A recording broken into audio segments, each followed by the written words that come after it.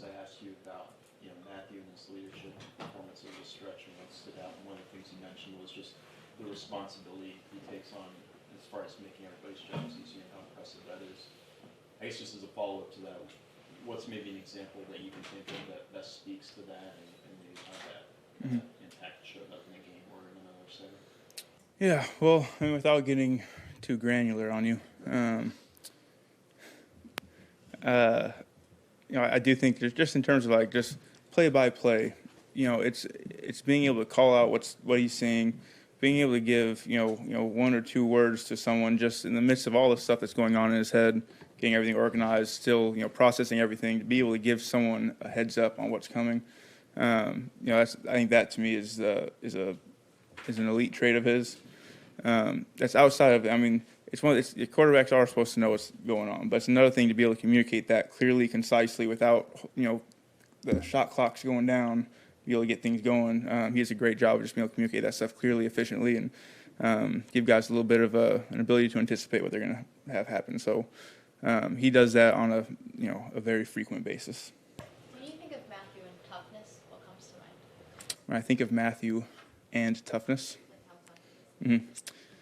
yeah, he's it's pretty special. I don't know. I mean, people have different pain tolerances and able to do different stuff. It's pretty incredible. He's been able to put up with, play through.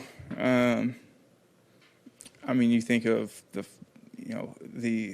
clip, whatever the drive, the play of him, separating his shoulder and being mic'd up and doing all that. I mean, being able to come back in, make the throw, do what he needed to do to, win a game back his rookie year, whenever that was, so long ago. But I mean, it's like that's what I think of when I think of Matthew and toughness. Is it's the embodiment of saying, hey, I shoot. There's a timeout. I have a chance to get back in the game. Coach, if you need me, I can throw. Like, I'm here if you need me. And being able to come in and do what he did. That's what I think of, and he's embodied that from, being a spry little rookie to what he is now. He's continued to be that tough guy. Do you ever see him take a hit or thumb injury or anything, and then see him maybe go back in the game and maybe a little surprise? That happens all the time. Yeah, there's been a few times where I've seen him. Yeah, where I'm gonna get to the bench and his hands shaking, and it's like, shoot, he's hurting, but he pushes through. It's been. I think a couple of years ago, he got hit one time and just laid on his back with his legs up in the air for about 5 seconds, and kind of like, "You all right?" He's like, "Yeah, I'm good." You give him go. So yeah, it happens all the time. When you guys are talking through an idea, how do you debate him? How do you press him on the different scenarios that could unfold on that particular concept? I think the big thing is just asking questions. I mean, I am in no way trying. I know that his understanding of the game, the nuance of even if I'm seeing something coverage-wise, like, hey, well, I know that works coverage-wise, but in terms of the protection and things that he's dealing with, it's like I'm just not going to be like, it's just not going to work. So for me, it's more understanding, hey, I want to ask questions versus, I want to say, this is what I'm seeing. Does it match up with, what you're dealing with as a quarterback, having to see the whole picture? And, that to me is less about debating and more about just kind of throwing things out there, putting things into the, computer and seeing what comes out the other side. Cooper, not every wide receiver quarterback has like that special connection. How does that happen? Yeah, well, I think we're just, I think we're similar people. I think we see the football the same way, but we also just, in terms of just people are similar. We're, good buds, similar in terms of our season of life, in terms of where we are with our families and stuff. Obviously, he's a little more seasoned than I am, but but I think it is that. It's just being able to click outside of football, and then, come and do something that you love, something that you're passionate about, and when you share that passion and, I think are willing to, dive into that part of, what you care about, I think good things can come out of that.